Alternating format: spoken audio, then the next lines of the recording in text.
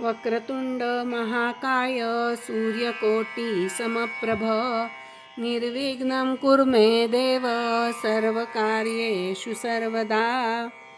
कृष्णाय वासुदेवाय हरये परमात्मने प्रणतक्लेशनाशाय गोविन्दाय नमो नमः। मुखं करोति वाचालं पङ्गुल्लङ्घयते गिरिं यत्कृपातमहं वन्दे परमानन्दमाधवं। वसुदेवसुतं देवं कंसचाणूरमर्दनं देवकी परमानन्दं कृष्णं वन्दे जगद्गुरुं।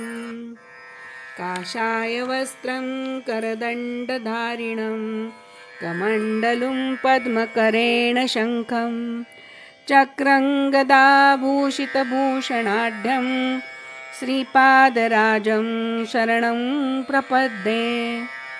गुरो तुझी ही पदवारी धारा धुवो सदा कायिक दोष सारा।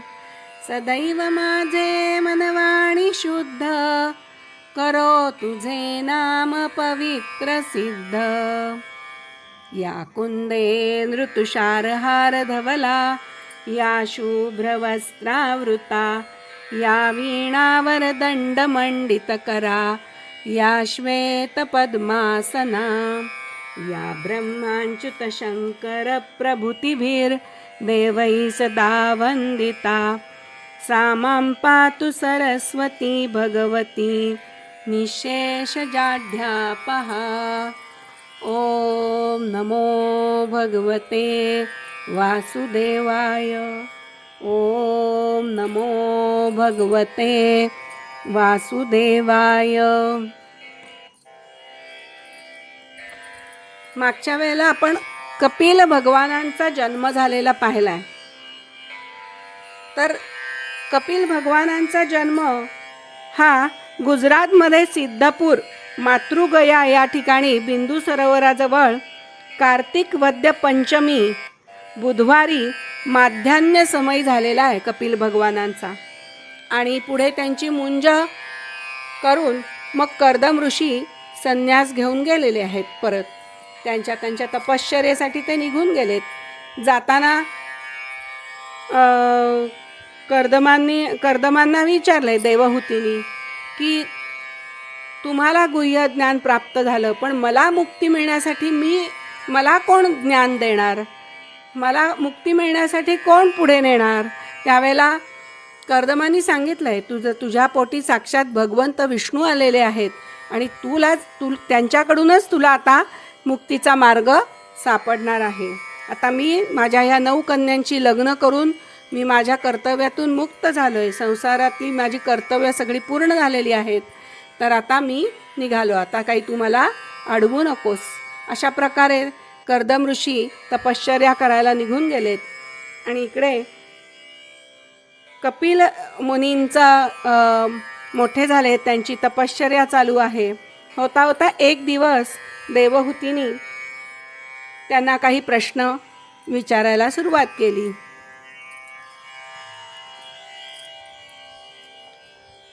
देवहूतीने विचारलं की सुख आणि दुःख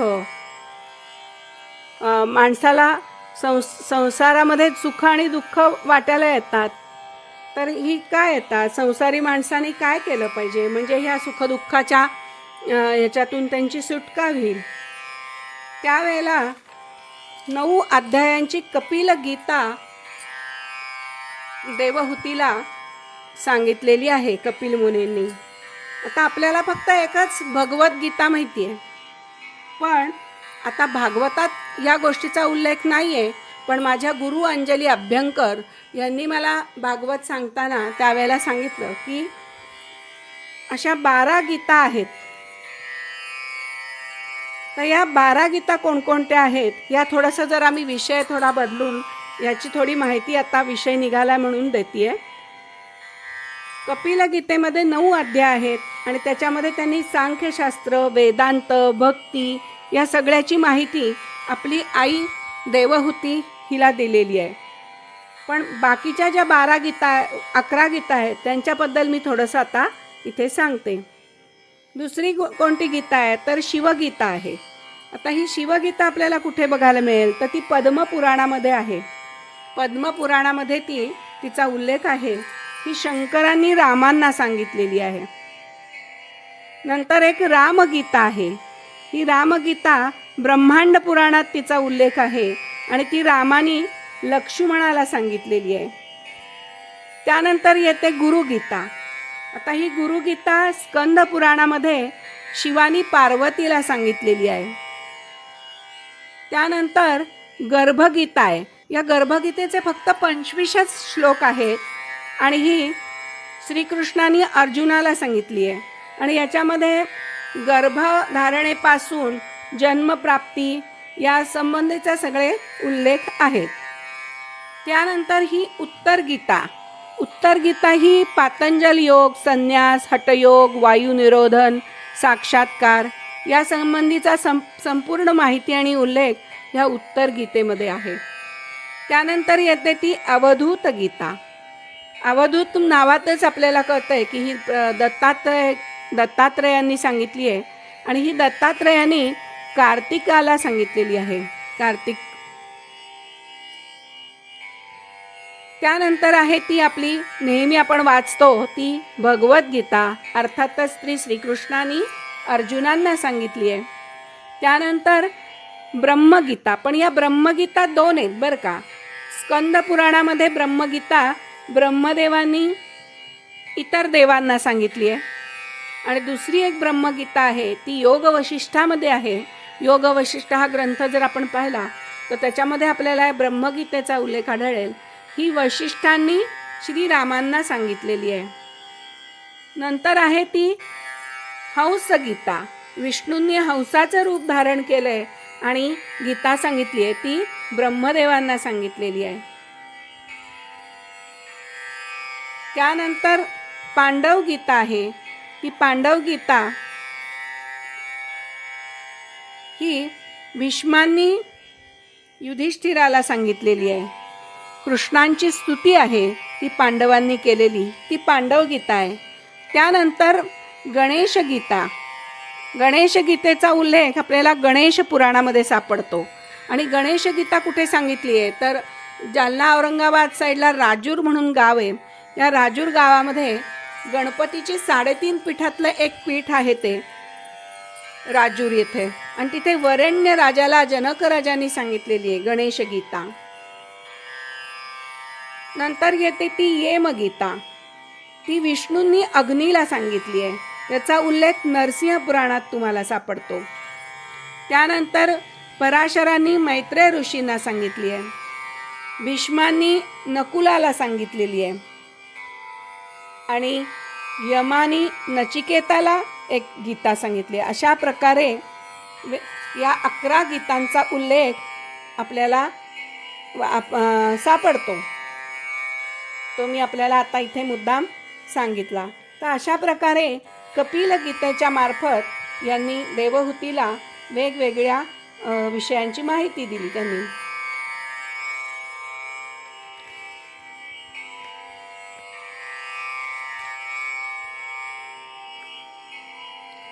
त्यावेळेला तिने विचारलं की इंद्रियांना सुख आणि दुःख हे होत असतं. तर त्यावेळेला कपिल मुनी म्हणाले की ख म्हणजे इंद्रिय. जेव्हा इंद्रियांना अनुकूल वातावरण मिळतं तेव्हा इंद्रिय सुखावतात, त्याला सुख म्हणायचं. आणि जेव्हा प्रतिकूल वातावरण असतं, प्रतिकूल प्रतिकूल रिस्पॉन्स येतो म्हणा, त्यावेळेला दुःख होतं. हे सुख आणि दुःख हे कालसापेक्ष सुद्धा आहे. एखाद्याला जी गोष्ट सुखाची वाटेल तीच गोष्ट दुसऱ्याला दुःखाची वाटते. आणि ते सुख आणि दुःख हे कशावर अवलंबून आहे तर आपल्या मनावर अवलंबून आहे.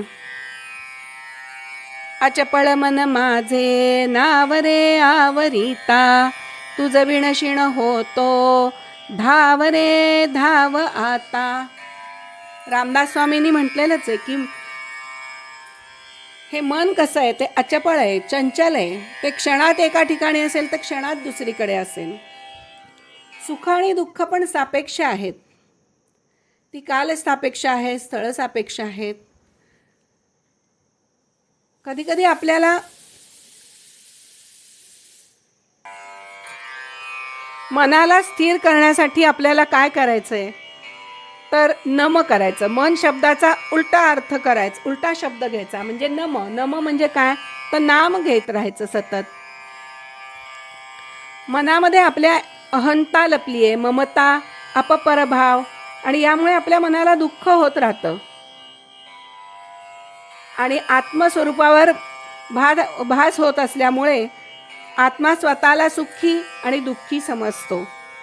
जेव्हा आपण दोन्हीपेक्षा बाहेर, त्याच्या सुख आणि दुःखापासून जेव्हा बाहेर होतो, अलिप्त जातो, त्यावेळेलाच ह्या मनाला आपल्याला स्थिर करता येतं आणि मग नामजप आपल्याकडून होतो. जपानी काय होतं तर मनाची मलिनता, चंचलता दूर होते. मंत्रा वाचून मनाची शुद्धी नाही. आता त्यांनी इथे एक गोष्ट सांगितली बरं का. एक राजा होता, त्याच्याजवळ एक बकरा होता. त्या राजाने एकदा जाहीर केलं की जो कोणी या बकऱ्याला रानात चरून तृप्त करील त्याला मी अर्ध राज्य देईन, पण त्या बकऱ्याचं पोट भरलं की नाही याची परीक्षा मी स्वतःच घेईन.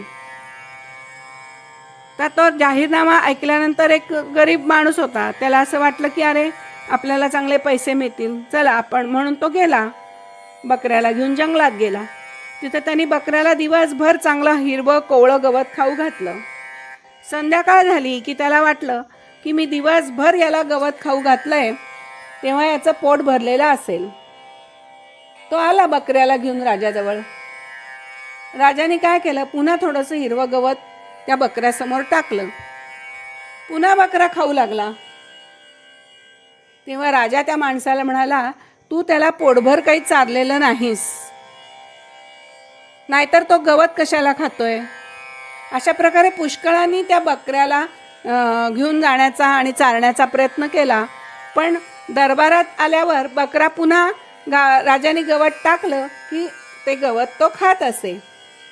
एक दिवस त्या गावामध्ये एक सत्संगी पुरुष आला आणि त्याने विचार केला की काय चाललंय बाबा हे. मग त्याने ते समजून घेतलं. तो म्हणला ठीक आहे, आता मी जातो आज या बकऱ्याला घेऊन. आता तो गेला बकऱ्याला घेऊन चरायला. बकरा चरायला रानामध्ये लागला, त्याला तोंड लावला की त्या संन्याशानी, सत्संगी पुरुषांनी काय आणलं होतं, एक काठी आणली होती बरोबर, आणि त्या काठीला घुंगरू बसवले होते. आणि बकऱ्याने चाऱ्याला तोंड लावलं की हा काठीने त्याच्या तोंडावर सपकन मारायचा. इतके वेळेला त्याने बकऱ्याने तोंड लावलं चाऱ्याला, प्रत्येक वेळेला ह्याने तोंडावर त्याला मारलं. शेवटी दिवसभर तो बकरा उपाशी राहिला. बकऱ्याला काही चरता आलं नाही, त्याला काही गवत खायला मिळालं नाही. त्याला नंतर भीती वाटायला लागली की अरे आपण गवताला तोंड लावलं की हा मारतोय आपल्याला.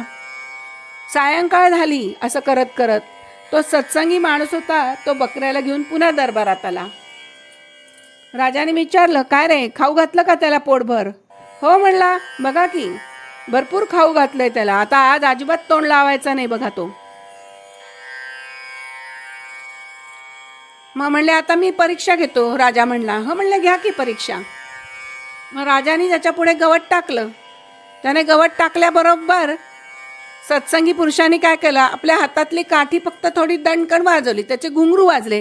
घुंगरू वाजल्याबरोबर बकरा घाबरला आणि बकऱ्याने तोंड फिरवलं आणि तो मागे सरकला. मागे सरकल्याबरोबर सगळे दरबारातले म्हणले, अरे बापरे, ह्याने असं काय केलंय की ह्याला हिरवागार चारा टाकल्याबरोबर हे मागे आलं, हुंगला सुद्धा नाही त्याने चारा. त्याला कळलं की मी जर आता गवत खाईन तर मला मार खावा लागेल. आता हा बकरा म्हणजे कोण, तर हे बकरा म्हणजे आपलं मन आहे.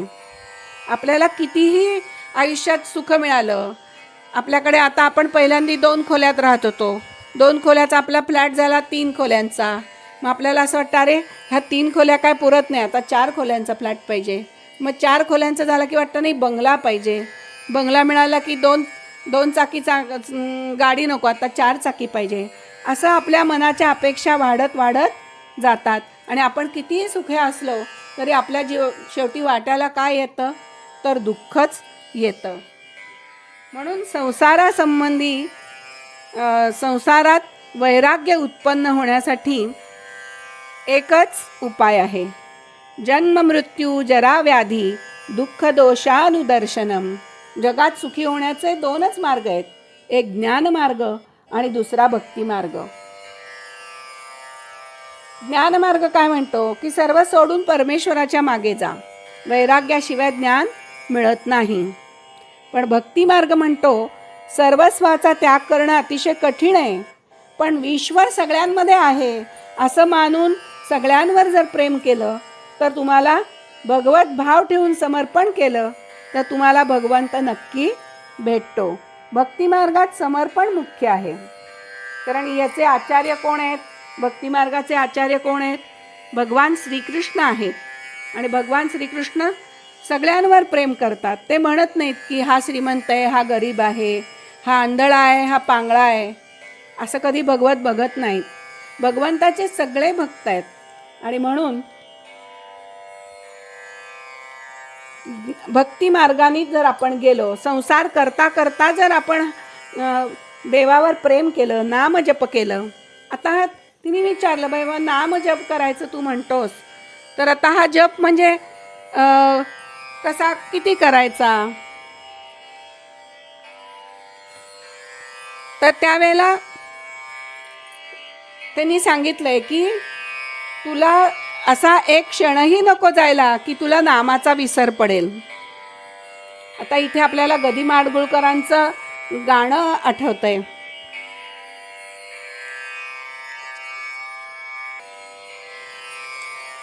तर नाम कसं घ्यायचंय, तर त्याच्यासाठी आपल्याला गदिमांचं एक गाण्याची एक ओळ मी इथे म्हणून दाखवते. जन्मभरीच्या श्वासाई तुके मोजियले हरिनाम विकत घेतला श्याम. बाई मी विकत घेतला श्याम. ज्ञानेश्वरांनी म्हटलेलं आहे हरिपाठामध्ये, नित्य नेमनामी तो प्राणी दुर्लभ लक्ष्मी दुर्लभ तेणे कामी. अशा प्रकारे त्यांनी सांगितलंय रोज हरिपाठ करा, पण हरीकडे पाठ करू नका. अशा प्रकारे सतत नामस्मरण करण्याचा उपदेश कपिल मुनी आपल्या मातेला करत आहेत. पुढे त्यांनी सांख्यशास्त्राबद्दल माहिती दिली आईला. सांख्यशास्त्र म्हणजे काय, तर त्यांनी योगाची 8 अंग, 7 चक्र मुलात, आणि ही चक्र भेदून, म्हणजे जेव्हा तुम्ही ध्यानाला बसता त्यावेळेला 7 चक्रातून कुंडलिनी जागृत होऊन ब्रह्मरंध्रातून बाहेर पडते आणि माणूस आपली वृत्ती तादात्म्य पावते आणि आपण भगवंताशी एकरूप होऊन जातो. भगवंतांशी अनुसंधान साधलं जातं आणि त्याच्या सगळ्या पायऱ्या त्यांनी त्यामध्ये वर्णन केलेले आहेत. आणि कसा अष्टांग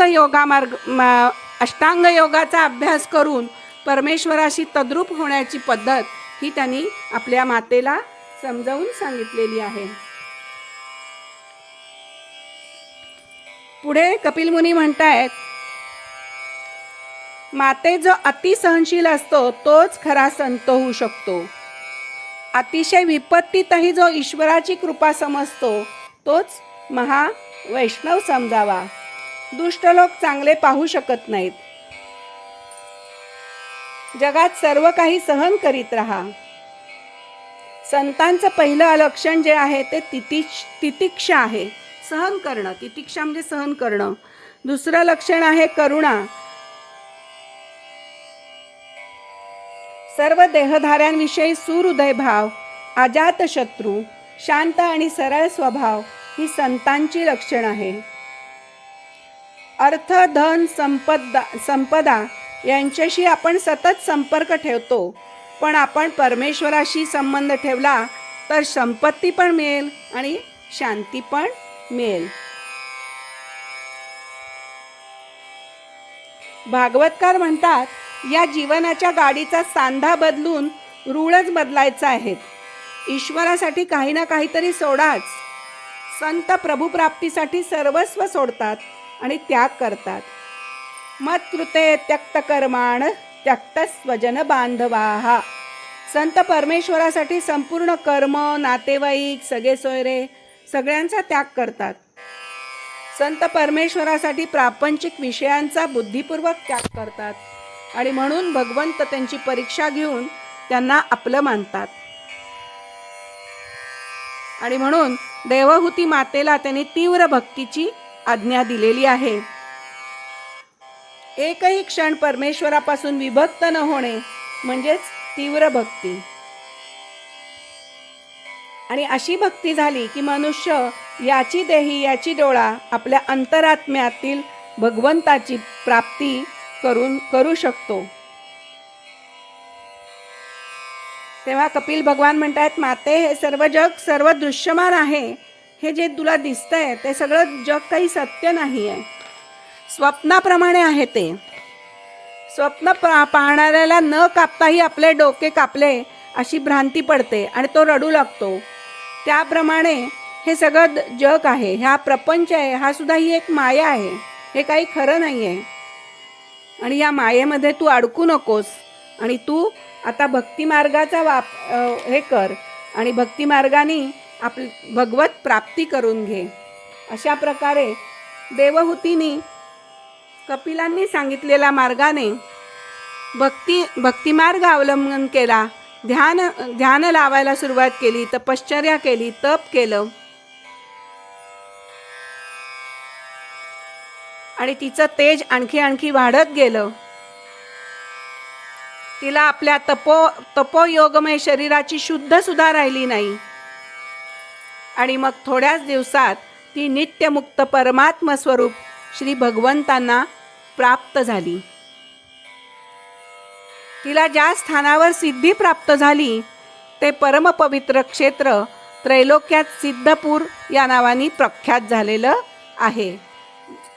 जिथे कपिल मुनींचा जन्म झालाय तिथे जवळच देवहूतीने आपल्याला मुक्ती प्राप्त करून घेतली. कोणी म्हणतात की तिला पुढे नदीचं स्वरूप प्राप्त झालं. नदीचं स्वरूप प्राप्त झालं किंवा तिला मुक्ती मिळाली, ती भगवंतात लीन झाली. आणि इकडे कपिल मुनींनी मग ते सिद्धपूर सोडलेलं आहे आणि कलकत्त्याच्या जवळ त्यांनी ते आश्रमामध्ये एक आश्रम बांधला आहे त्यांनी गंगासागरच्या जवळ. आणि तिथे कपिल मुनी आपला निवास करायला त्यांनी सुरुवात केलेली आहे. आता आपण थोडं भजन करू आणि मग मी पुढच्या कथेला सुरुवात करते. श्री कृष्ण गोविंद हरे मुरारे, हे नाथ नारायण वासुदेव. श्री कृष्ण गोविंद हरे मुरारे, हे नाथ नारायण वासुदेव.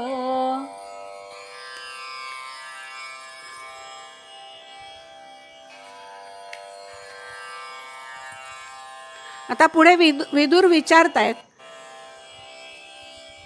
मैत्रेय ऋषींना, गुरुवर्य, जगाची उत्पत्ती, स्थिती आणि अंत करणाऱ्या सर्वश्रेष्ठ देवांनी आत्री मुनींच्या घरी काय करण्याच्या इच्छेने अवतार घेतला ते मला सांगा. त्यावर मैत्रेय म्हणाले, जेव्हा ब्रह्मदेवांनी ब्रह्मज्ञानामध्ये श्रेष्ठ असणाऱ्या अत्रींना संतती उत्पन्न करण्याची आज्ञा दिली तेव्हा अनुसूयेसह ते तप करण्यासाठी वृक्ष नावाच्या कुलपर्वतावर गेले. तेथे जाऊन ते तप करायला लागले. तेथील भाग कसा होता तर फुलांच्या गुच्छांनी लहडलेला होता. पलाश आणि अशोक वृक्षांचे वन होते. सगळीकडे नदीच्या पाण्याचा खळखळाट, निर्विंध्य नदीच्या पाण्याचा खळखळाट होता. अतिशय सुंदर ध्वनी त्या नदीच्या पाण्याचा येत होता. 100 वर्ष केवळ वायू भक्षण करून थंडी, ऊन, वारा कशाचीही पर्वा न करता एका पायावर अत्रि मुनी उभे होते आणि देवाची मनोमन प्रार्थना करत होते. की जो कोणी संपूर्ण जगाचा ईश्वर आहे त्याला मी अनन्य भावाने शरण आलोय आणि आता त्यांनी मला त्यांच्यासारखंच संतान द्यावं. आत्री मुनींच्या ह्या तपश्चर्येने प्रज्वलित झालंय, त्यांचं तेज प्रज्वलित झालं आणि त्यांच्या मस्तकातून ते निघायला लागलं. ते तेज इतकं दाहक होतं की ते तिन्ही लोकांना तप्त करत होतं. त्यामुळे ब्रह्मा, विष्णू आणि महादेव हे तिन्ही त्यांच्या आश्रमात आले. तिघही एकत्रच आले आश्रमात. त्यावेळी त्यांच्या आश्रमामध्ये अप्सरा, मुनी, गंधर्व, सिद्ध, विद्याधर आणि नाग त्यांचे गुणगान गात होते. आता त्यांनी इकडे दर्शन दिलंय त्यांना वृक्ष पर्वतावर आणि अत्री मुनींना कळलंय परमेश्वर आलेत. अंतःकरण त्यांचं प्रकाशमय झालं. ते एका पायावर उभे असतानाच त्यांना देवदेवतांचं दर्शन झालं. त्यांनी डोळे उघडले आणि समोर पाहिलं तर 3 देव प्रगट झालेले आहेत. मग त्यांनी जमिनीवर पाय ठेवला आणि या दोघांना साष्टांग प्रणाम केलाय. देवांना अर्घ्य दिलंय, फुलं वाहिली आहेत, पूजा केली आहे त्यांची. हे तिन्ही देव, ब्रह्मदेव हंसावर होते, विष्णू गरुडावर होते आणि शंकर नंदीवर बसलेले होते. आणि त्यांच्या हातामध्ये कमंडलू, चक्र, त्रिशूळ असे इत्यादी चिन्ह होती. तिन्ही देवांनी आपली कृपादृष्टी अत्री मुनींवर टाकली आणि मंद स्मितहास्य केलं त्यांच्याकडे बघून. म्हणजे त्यांनी केलेल्या पूजेचा मनोमन स्वीकार केला. त्यावेळेला अत्री मुनी म्हणाले, भगवन, प्रत्येक कल्पाच्या आरंभी आपण जगाची उत्पत्ती, स्थिती आणि लय यासाठी मायेच्या सत्वादी 3 गुणांचे विभाग करून भिन्न भिन्न शरीरे धारण करता. ते ब्रह्मा, विष्णू आणि महादेव आपणच आहात ना? त्यावर तिन्ही देवांनी मान लवली आहे. मी आपणाला प्रणाम करतो. पण मी ज्या देवाचं आवाहन केलं, मी तर एकाच देवाचं आवाहन केलंय. मग आपल्यापैकी ते कोण आहेत? मला काहीच कळत नाहीये. मी तर संतान प्राप्तीच्या इच्छेने केवळ एका भगवान सुरेश्वरांचेच चिंतन केलं. मग आपण तिघेच्या तिघे तर आलात. म्हणून मला याविषयी खूपच आश्चर्य वाटतंय. तर मला कृपा करून याचंच रहस्य सांगा. त्यावर पुढे मैत्रेय ऋषी विदुरांना म्हणतायत, विदुरा, अत्री मुनींचं वचन ऐकून तिन्ही देव हसले आणि त्याच्याशी मधुर वाणीने बोलतायत. देव म्हणतायत अत्री ऋषींना, ब्रह्मन, आपण सत्य संकल्प आहात, म्हणून तुम्ही जसा संकल्प केला तसेच झाले. त्याच्यापेक्षा विपरीत कसं होऊ शकेल? तुम्ही ज्यांचं ध्यान केलं तेच आम्ही आहोत. ब्रह्मा, विष्णू आणि महेश हे कोणी वेगवेगळे नाही आहेत, ते एकच आहेत. आणि म्हणून आम्ही तिघही इथे आलोय. तुमचं कल्याण असो आणि तुम्हाला आमचेच अंश स्वरूप 3 जगद्विख्यात पुत्र उत्पन्न होतील आणि तुमच्या उत्तम अशा यशाचा ते विस्तार करतील. त्या दंपतीला अशा प्रकारे वर देऊन तिन्ही सुरेश्वर आपापल्या लोकी निघून गेले. ब्रह्मा ब्रह्मलोकात गेला, विष्णू विष्णुलोकात गेला, शंकर कैलासावर गेले. मग पुढे अनुसूयेला ब्रह्मदेवाच्या अंशापासून चंद्र, विष्णूंच्या अंशापासून योगवेत्ते दत्तात्रेय झाले आणि महादेवाच्या अंशापासून दुर्वास ऋषी झालेले आहेत. आता आपण बघतो, ही आपण गुरुचरित्रातली जी कथा आहे ती थोडी वेगळी आहे आणि भागवतातली दत्त जन्माची कथा आहे ती थोडी वेगळी आहे. अशा प्रकारे श्री दत्तात्रेयांचा जन्म झालाय आणि दत्त म्हणजे नियमितता, नित्य असतात दत्त. त्यातले चंद्र जे होते ते पुढे चंद्र काही थोडे काळ राहिले अनुसूयेजवळ आणि काही काळाने ते निघून गेले. दुर्वास ऋषीसुद्धा तपश्चर्येसाठी निघून गेलेले आहेत. आणि विष्णूंचा अंश असलेले दत्तात्रेय मात्र बराच काळपर्यंत अत्री ऋषींजवळ होते आणि ते नित्य आहेत. ते आजही आहेत आणि पुढेही असणार आहेत. दत्त्यांचे अनेक अवतार आहेत. त्यांचे जवळजवळ 16 अवतार सांगितलेले आहेत. वेगवेगळ्या ठिकाणी त्याचा उल्लेख आहे. अशा प्रकारे श्री भगवान दत्तात्रेयांचा जन्म झालेला आहे. बोला दिगंबरा दिगंबरा श्रीपाद वल्लभ दिगंबरा, दिगंबरा दिगंबरा श्रीपाद वल्लभ दिगंबरा, दिगंबरा दिगंबरा श्रीपाद वल्लभ दिगंबरा. आता हे एक आहेत हे सांगण्यासाठी दत्तात्रेयांनी जन्म घेतलेला आहे. तर एक गंमत अशी झाली होती की ह्या सगळ्या ऋषीमुनींच्या मनामध्ये ब्रह्मा चांगला, ब्रह्मा श्रेष्ठ, विष्णू श्रेष्ठ का शंकर श्रेष्ठ असं नेहमी चर्चा चालत असत. कोणी शिवभक्त होते, कोणी विष्णू भक्त होते, कोणी ब्रह्मदेवांची पूजा करत होते. तर असे ऋषीमुनींमध्ये चर्चा आणि वाद होऊ लागले. तर सगळ्या ऋषींनी मिळून भृगूंना सांगितलं की तुम्ही या तिन्ही देवांची परीक्षा बघा की यांच्यामध्ये कोण श्रेष्ठ. तर भृगु ऋषी ब्रह्मदेवांकडे गेले. त्यावेळेला ब्रह्मदेव सरस्वती बरोबर काहीतरी चर्चा करत होते, सरस्वती देवींबरोबर. तर यांच्या येण्याची त्यांच्याकडून दखल घेतली गेली नाही. त्यावेळेला भृगु ऋषींनी ब्रह्मदेवांना शाप दिला. भृगु ऋषींना ब्रह्मदेवांना वर चिडले, ते त्यांना बोलायला लागले. त्यावेळेस ब्रह्मदेव पण त्यांच्यावर चिडले आणि भृगु ऋषींना कळलं की अरे हे तर माझ्यावर पण चिडलेत. मग भृगु ऋषींनी त्यांना शाप दिलेला आहे. त्यानंतर मग ते गेले शिवाकडे गेले. तर शिवसुद्धा पार्वतीबरोबर रममाण झालेले होते. त्यावेळेला भृगु ऋषींना खूप संताप आला आणि त्यांनी शिवाला पण शाप दिला की तुझी भूलोकामध्ये मूर्ती स्वरूपात पूजा केली जाणार नाही, तुझी लिंग स्वरूपातच पूजा केली जाईल.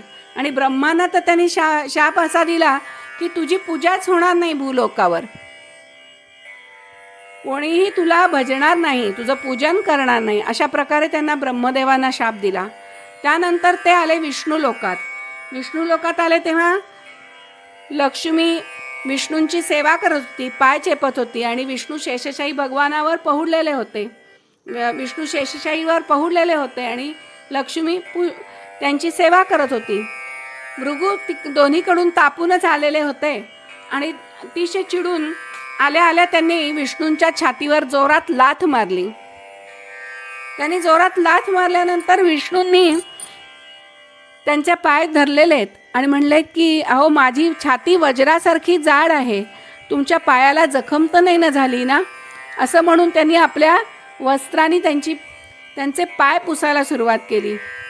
माफ करा म्हणले, मला तुम्ही आल्याचं कळलं नाही, नाहीतर मी तुमच्या स्वागताला उभा राहिलो असतो. अशा प्रकारे त्यांनी भृगु ऋषींना शांत केलं आणि मग त्यांनी सगळ्यांनी सांगितलं की हे विष्णू श्रेष्ठ आहेत. आणि अशी हे श्रेष्ठ का ते श्रेष्ठ अशी चर्चा या ऋषीमुनींमध्ये व्हायला लागली. आणि म्हणून सर्व ऋषींना हे कळावं की ब्रह्मा, विष्णू आणि शंकर हे भिन्न भिन्न नाही, ते एकच तत्व आहे, तो एकच परमेश्वर आहे हे समजावं. आणि म्हणून हा श्री भगवान दत्तात्रेयांचा अवतार इथं झालेला आहे. आता ह्याच्या पुढे अनेक वेगवेगळे स्वारोचिष मन्वंतरामध्ये काही झालेले आहेत पुत्र. पुढे साक्षात भगवान उतथ्य आणि ब्रह्मनिष्ठ बृहस्पती असे 2 पुत्र अंगिरा ऋषींना झालेले आहेत. पुलस्त्य ऋषींना म्हणजे ज्या कन्या होत्या, कर्दमांच्या 9 कन्या त्यांनी ज्या ऋषींना दिला होता, त्या प्रत्येक ऋषींना पुढे कसे पुत्र झाले त्याची माहिती इथे पुढे सांगितली आहे. पुलस्त्य ऋषी आणि त्यांची पत्नी हवीरभू यांच्यापासून महर्षी अगस्त्य आणि महातपस्वी विश्रवा असे 2 पुत्र झाले. विश्रवा मुनींना ईडविडेपासून यक्षराज कुबेराचा जन्म झालाय आणि दुसरी पत्नी केशिनीपासून रावण आणि कुंभकर्ण आणि बिभीषण असे उत्पन्न झालेले आहेत. पुलह जे होते महर्षी, त्यांच्या पत्नीचं नाव होतं गती आणि या गती आणि पुलहपासून कर्मश्रेष्ठ, वरियान आणि सहिष्णू असे 3 पुत्र झालेत. ऋतू ऋषी होते, त्यांची पत्नी होती क्रिया. तिने ब्रह्मतेजाने तळपणाऱ्या 60,000 वालखिल्य ऋषींना जन्म दिलेला आहे. अशा प्रकारे प्रत्येक मुनींना पुत्र आणि कन्या रत्न झालेली आहेत. अथर्व मुनींची पत्नी चित्ती, हिला दधीची नावाचा एक तपोनिष्ठ पुत्र झाला आहे आणि त्याचंच दुसरं नाव अश्वशिरा असंही होतं.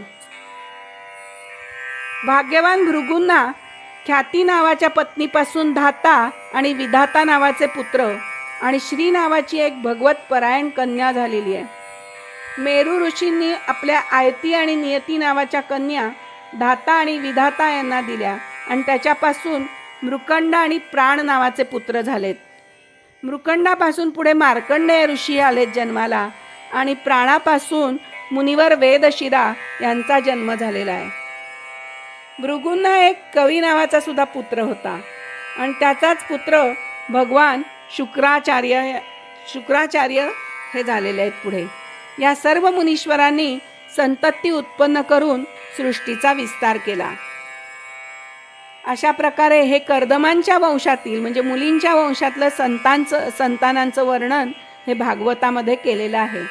हे वर्णन जो कोणी पुरुष श्रद्धापूर्वक ऐकेल त्याची मोठी मोठी पाप ही तात्काळ नाहीसी होतात.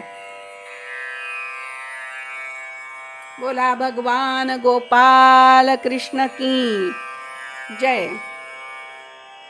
ब्रह्मदेवाचा पुत्र दक्ष प्रजापती त्याने मनुपुत्री प्रसूतीशी विवाह केला आणि तिच्यापासून सुंदर डोळ्यांच्या 16 कन्या उत्पन्न केल्या.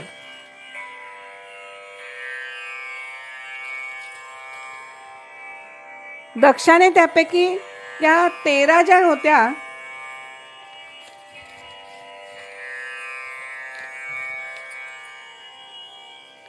त्या 13 कन्या त्या धर्माला दिल्या, एक अग्नीला दिली आणि एक चित्त असणाऱ्या पितृगणांना आणि एक संसाराचा संहार करणाऱ्या तसेच जन्म मृत्यूपासून सोडवणाऱ्या भगवान शंकरांना दक्षाने कन्या दिली आहे. दक्ष प्रजापतीची ही लहान कन्या होती आणि तिचा शंकरांशी विवाह झाला होता. तिचा शंकरांशी विवाह करण्यासाठी ब्रह्मदेवानी त्यांना सुचवलं होतं. ब्रह्मदेव हे दक्षाचे वडील, त्यांनी सांगितलं होतं की हिचा विवाह शंकरांशी कर आणि म्हणून दक्ष प्रजापतींनी तिचा विवाह शिवशंकरांशी केला होता. आता पुढे मैत्रेय ऋषी सांगतायत की प्राचीन काळी प्रयागराज क्षेत्रात मोठं ब्रह्मसत्र होतं, म्हणजे एक सभा बोलवली होती. ज्ञान आणि भक्ती जेव्हा एकत्र होतात तेव्हा मानव समाजात सुख आणि शांती नांदत असते. असं प्रयागामध्ये मोठं ब्रह्मसत्र झालं आणि सभेमध्ये अध्यक्षस्थानी शिवशंकरांना बोलवलेलं होतं. आता दक्ष हे प्रजापती असल्यामुळे अर्थातच त्यांचा मान होता सगळीकडे. जेव्हा दक्ष सगळे देवदेवता येऊन बसलेले होते आणि दक्ष प्रजापती असल्यामुळे सभेत थोडे उशीर आले. जेथे माणूस बसला असेल तेथेच त्याने भक्ती करावी, त्यामुळे तिथे शिवशंकर बसले सभेमध्ये. दक्ष यायचे आहेत म्हणून त्यांनी आपलं नारायणाचं ध्यान करत होते. ते सभेत कोण आलं कोण गेलं त्यांना भानही नव्हतं आणि तेवढ्यामध्ये दक्ष आले सभेत. दक्ष सभेत आल्यावर इतर देव पटपट पटपट उभे राहिले आणि त्यांनी दक्षांचं स्वागत केलं. पण शिवशंकर विष्णूंच्या ध्यानात रममाण होऊन गेले, ते काही उभे राहिले नाहीत. दक्षांचं लक्ष गेलं, ब्रह्माही उठले नाही आणि शंकरही उठले नाही.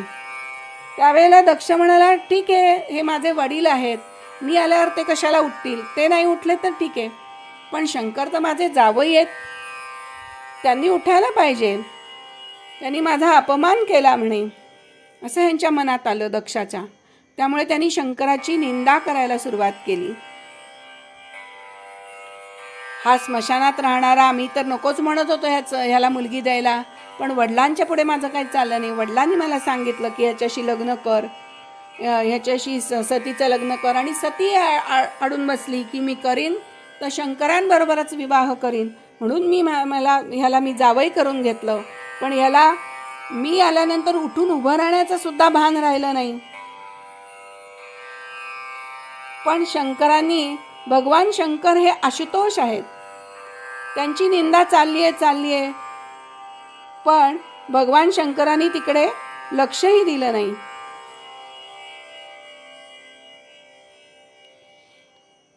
त्यावेळेला सूत सांगतायत, शंकर हे महादेव आहेत. शंकरांच्या मस्तकात ज्ञानरूपी गंगा होती आणि म्हणून निंदा ऐकूनही त्यांनी सहन केली. शंकरांच्या मस्तकात ज्ञानरूपी गंगा असल्यामुळे त्यांनी ते ऐकून न ऐकल्यासारखं केलं आणि तिथून ते निघून गेले. ते शिवजी सभेत एक शब्दही बोलले नाहीत. त्यांनी कलह वाढवला नाही. निंदा सहन करणं हे कठीण काम आहे, पण त्यांनी ते केलं. सभेत नंदिकेश्वर उपस्थित होते. शंकराचं वाहन नंदी ते उपस्थित होते. त्यांना काही ते सहन झालं नाही. त्यांनी दक्षाला 3 शाप दिले. ज्या तोंडाने तू निंदा केली आहेस, तुझं ते तोंड शिरापासून वेगळं होईल आणि तुझ्या शिराऐवजी बकऱ्याचं शिर तिथं लावलं जाईल आणि तुला ब्रह्मविद्या कधीही प्राप्त होणार नाही आणि शंकराची निंदा करण्याला कधीही मुक्ती मिळत नाही. अशा प्रकारे त्यांनी शाप दिला. त्यावेळेला शंकर त्याला म्हणतायत, अरे तू का शाप देतोयस? शंकरांच्या मनात आलं की अरे हा आता शाप देतच सुटला, हा इतर देवांना सुद्धा आता शाप देईल की काय. म्हणून शंकरांनी त्याला थांबवलं आणि मग ते लवकरच कैलासाला परत गेले, दोघंही शंकर नंदीसह. शंकरांनी मनात काहीच ठेवलं नाही. जो काय अपमान झालाय तो ते विसरून गेले आणि सतीला त्यांनी यातलं काहीही सांगितलं नाही. जो भूतकाळाचा सतत विचार करतो तो भूताने घेरलाय असं समजा. त्यांनी भूत जे घडलं ते घडलं. घरी आल्यावरती पुन्हा नव्याने सुरुवात. पुढे काही कालांतराने दक्षाने कनखल क्षेत्रामध्ये एक यज्ञ केला आणि त्या यज्ञाला आरंभ करताना त्याने असा हट्ट धरला होता की मी यज्ञामध्ये विष्णूंची पूजा करीन, पण शंकरांची काही पूजा करणार नाही. सगळ्या देवांनी त्यांना परोपरीने समजावून सांगितलं की तू जोपर्यंत शंकराला बोलवत नाहीस तोपर्यंत तुझा हा यज्ञ सफल होणार नाही.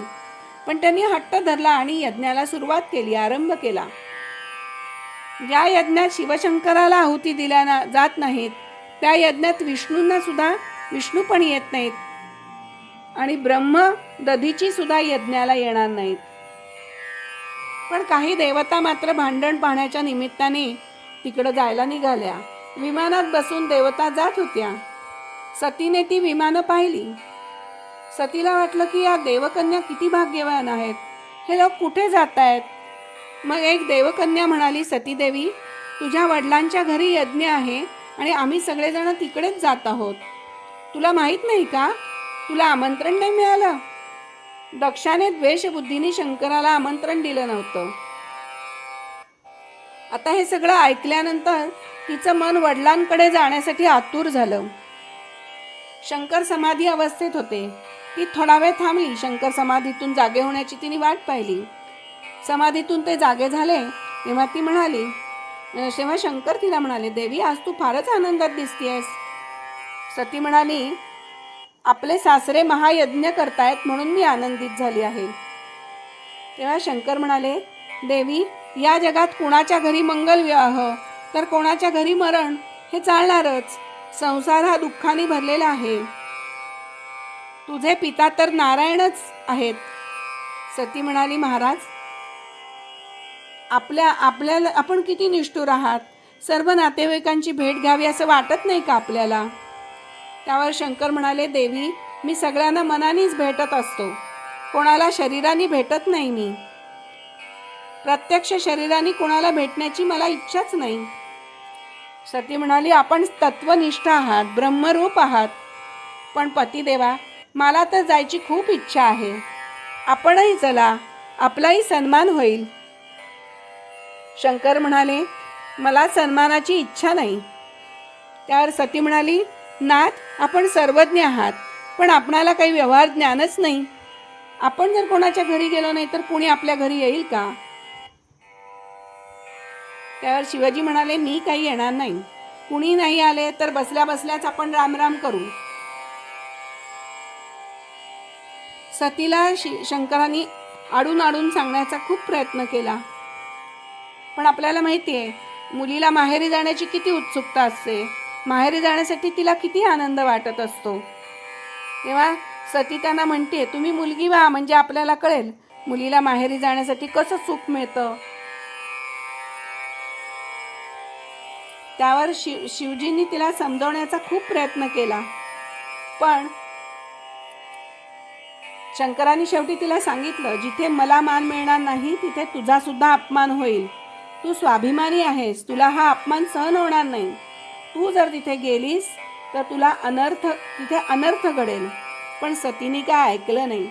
तिला वाटलं, मी यज्ञात गेले नाही तर पिता व पती यांच्यामध्ये वैर वाढत जाईल. आपण सर्व वैर मिटवून टाकू आपण जाऊन, आणि असं सांगू आपण गेल्यावर वडिलांना की बाबा मी तर न बोलावता आले, पण माझे पतिदेव काही आमंत्रणाशिवाय येणार नाहीत हो, तुम्ही माझ्या भावाला पाठवून त्याला बोलवून घ्या बरं. अशा प्रकारे आपण पिता आणि पतीमध्ये जे काय वैर झाला असेल ते आपण शांत करूया, असं म्हणून तिने हट्ट धरून ती जायला निघाली. त्यावेळेला शंकरांनी तिच्याबरोबर काही शिवगणांना आज्ञा केली की तुम्ही मातेबरोबर जा, मातेला एकटं पाठवू नका. आणि मग तिच्याबरोबर नंदी सुद्धा गेलेला आहे, आणि मग सती नंदीवर बसून गेलेली आहे. आता सती पोचली जिथे कणखलमध्ये यज्ञ चालला होता तिथं. सगळं जग ज्या शंकरांच्या अर्धांगिनीचा सन्मान करतं, अशा प्रत्यक्ष आदिमाया आदिशक्ती पार्वतीचं आगमन त्या यज्ञाच्या ठिकाणी झाल्यावर कोणालाच आनंद झालेला दिसला नाही. आदिशक्ती जगदंबेनी दक्षाला प्रणाम केला. सतीला पाहून दक्षाला अतिशय क्रोध आला. ही बया कशाला आत्ता इथे आली असं म्हणून त्यांनी आपलं तोंड फिरवलं. शिवमहिम्नामध्ये एक श्लोक आहे, क्रिया दक्षो दक्ष क्रतुपतिरधीशस्तनुभृता ऋषीणां मार्त्विज्यं शरणदसदस्यः सुरगणाः क्रतुभ्रेशस्त्वत्तः क्रतुफलविधान व्यसनिनो ध्रुवं कर्तुश्रद्धा विदुरमभिचाराय हि मखाः. श्रीधर स्वामींनी म्हटलंय, क्रिया दक्ष अपि अदक्ष मूर्खः. दक्ष क्रिया दक्ष नव्हता तर क्रिया अदक्ष होता, आणि म्हणून त्याच्याकडून हे पाप घडलं. सती विचारात पडली की माझे पती माझे वडील माझ्याकडे पाहायला सुद्धा तयार नाही. आता काही माझी इथे राहायची इच्छा नाही, मी माझ्या घरी परत जाते. शिवजी उदार आहेत, ते काही मला घरातून हाकलून देणार नाहीत, ते माझा स्वीकार करतील. असं म्हणत म्हणत सती यज्ञ मंडपात फिरायला लागली. पार्वती फिरतीये सगळीकडे. ते पाहते तर सर्व देवतांची स्थापना केलेली आहे, पण शंकरांची स्थापना काही केलेली नाही. शंकरांसाठी काही आसन मांडलेलं नाही. सर्व देवतांना त्यांचे त्यांचे यज्ञभाग दिले गेलेले आहेत, पण शंकराला मात्र काही यज्ञभाग दिलेला नाही. त्यांच्यासाठी आसनही नाही, आणि ईशान्य दिशेची शंकरांची आसनं रिकामी होती जागा, पण तिथे यज्ञभाग पण त्यांच्यासाठी ठेवलेला नाही. असा अपमान झालेला पाहिल्यानंतर आपल्या पतीचा अपमान तिला काही सहन झाला नाही. सतीला अतिशय दुःख झालं, क्रोधित झाली ती. तिचा इतका क्रोध वाढला, डोक्याला बांधलेली फुलांची वेणी सुटून गेली. देवदेवता मातेला वंदन करू लागल्या आणि म्हणाल्या, माते क्रोध आवर. सती म्हणाली, देवतांनो आपण घाबरू नका, मी माझा राग माझ्या या शरीरावर काढीन, आणि या माझ्या शरीराकडून जे पाप घडलंय, पतीची आज्ञेचा भंग करून मी इथे आली आहे, ते शरीरच मी आता जाळून टाकीन. जगदंबेने सभेत 13 श्लोकात भाषण दिलं आणि पुढे म्हणली, अरे तुझ्यासारख्या विषयी माणूस शिवतत्व कसं जाणू शकेल? त्याला कसं कळणार आहे शिवतत्व? जो शरीरालाच आत्मा समजतो त्याला शिवतत्व काय समजणार? असं ती आपल्या वडिलांना म्हणतीये. मोठमोठ्या देवता श्री शंकरांच्या चरणांचा आश्रय घेतात. शिवकृपेशिवाय कृष्ण भक्ती सुद्धा सफल होत नाही. प्रवृत्ती आणि निवृत्तीच्या पलीकडे जाऊन स्वरूपात मग्न होणारे शंकर हे परब्रह्म परमात्मा आहेत. मला आता अतिशय दुःख होतंय की शिवनिंदा करणाऱ्या या माझ्या वडिलांच्या पोटी माझा जन्म झाला, या दक्षाच्या पोटी मी जन्माला आले, याचा मला अतिशय आता दुःख होतंय, असा विलाप सती करतीये. आणि असं करत करत सती उत्तरेकडे तोंड करून बसली आणि देह सोडण्यासाठी तिने योगाचा अवलंब केला.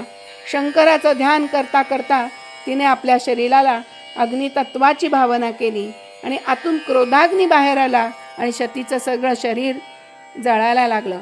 आदिशक्ती जगदंबेचा अपमान असा दक्षाने केल्यानंतर दक्षाचं कल्याण होणार होतं का? तर अर्थातच नाही. आता नारद मुनी आलेत शंकराकडे आणि आणि ते सांगायला आलेत वार्ता की सतीने आपला देह त्याग केलाय म्हणून. त्यावेळेला भगवान शंकर सनकादी ऋषींना ब्रह्मविद्येचा उपदेश करतायत. नारदही त्या सभेत बसले. त्यांना वाटलं, अरे शंकर किती भोळे, सतीने आपलं सगळं शरीर जाळून टाकलं पण शंकराला दुःख नाही झालं. शेवटी ते शंकरांना म्हणाले, महादेव आपण विधूर झाला आहात, आपला अपमान झाला हे सतीला सहन झालं नाही आणि सतीने आपलं सगळं शरीर जाळून टाकलंय. आदिशक्तीचा नाश होत नसतो, सती अदृश्य रूपाने शंकरांच्या ठाई मिळून गेली आहे. नारद म्हणाले, शिवजी आपण आता या लोकांना दंड द्या. त्यावेळेला शंकरांनी नारदांनी जेव्हा त्यांना सांगितलं की आपल्या गणांना सुद्धा त्यांनी सोडलेलं नाही दक्षांनी, तेव्हा मात्र शंकरांना राग आला. त्यांनी जटेतून वीरभद्राला निर्माण केलं आणि वीरभद्राला शंकर म्हणाले, दक्षाच्या यज्ञाचा यजमानासहित तू नाश करून टाक. मग वीरभद्र त्या यज्ञमंडपात गेलेला आहे आणि यज्ञामध्ये जाऊन त्याने मोठा संहार केलाय. यज्ञभूमी स्मशानभूमी करून टाकली. संपूर्ण यज्ञाचा विध्वंस झालाय. त्यांनी दक्षाला ओढलंय, पकडलंय आणि बघता बघता त्याचं शिर धडावेगळं केलंय. त्याचं शिर धडावेगळं केलेलं पाहिल्याबरोबर सगळ्या देवदेवता घाबरल्या आणि त्या ब्रह्मदेवांकडे आल्यात आणि ब्रह्मदेवांना शरण आल्यात. त्यांनी त्यावेळेला ब्रह्मदेव म्हणालेत की ज्या ठिकाणी शंकराची पूजा होत नाही तेथे तुम्ही का गेलात? सगळ्या देवदेवता कैलासात गेल्या आणि त्यांनी सांगितलं की यज्ञ तुम्हीच उत्पन्न करणारे आहात आणि विध्वंसही तुम्हीच करणारे आहात, तेव्हा आपण आता तिथे चला, यज्ञमंडपात चला आणि तिथला सगळा वीरभद्राला तुम्ही शांत करा. त्यावेळेला प्रत्यक्ष ब्रह्मदेवांनी शंकरांना असं सांगितल्यानंतर शंकर स्वतः यज्ञमंडपात आले. यज्ञमंडपात रक्ताच्या नद्या वाहताना त्यांना दिसल्या. ते वीरभद्राला म्हणाले, अरे मी तर तुला शांततेने सर्व काम करण्यास सांगितलं होतं. त्यावर वीरभद्र क्षमा मागू लागला. दक्षाच्या धडावर बकऱ्याचं मुंडकं लावलं गेलं. बकरा म्हणजे काय तर अज. बकरा शब्दाचा दुसरा अर्थ अज. अज शब्दाचा दुसरा अर्थ होतो परब्रह्म. दक्षाच्या धडावर बकऱ्याचे म्हणजे आजाचं मस्तक ठेवलं गेलं म्हणजेच दक्षाला परब्रह्म दृष्टी प्राप्त झाली. आणि ब्रह्मदृष्टी प्राप्त झाल्यावर दक्ष भानावर आला आणि मग त्यांनी शंकराची क्षमा मागितली. दक्ष प्रजापतीने शंकराची पूजा केली आणि तो म्हणाला, मला माझ्या मुलीचं सतीचं दर्शन घ्यायचंय. त्यावेळेला शंकरांनी सतीला विचारलं, तू बाहेर येऊ इच्छितेस काय? त्यावर जगदंबेनी नाकारलं, मला नाही आता परत बाहेर यायचं. आणि मग तेव्हा तिथे कृष्ण भगवान प्रगट झालेत आणि जो शंकरात आणि माझ्यात भेद पाहतो तो नरकगामी होतो असं त्यांनी तिथे सांगितलंय. हरी आणि हर यांच्यात दक्षाने जो भेद केला तो आता संपला. अशा प्रकारे हे सतीचं आख्यान भागवतामध्ये आलेलं आहे. आता आपण इथे थांबूया. पुढच्या भागामध्ये आपण दुसऱ्या कथेला प्रारंभ करूया. तोपर्यंत नमस्कार. ओम नमो भगवते वासुदेवाय. ओम नमो भगवते वासुदेवाय. ओम नमो भगवते वासुदेवाय.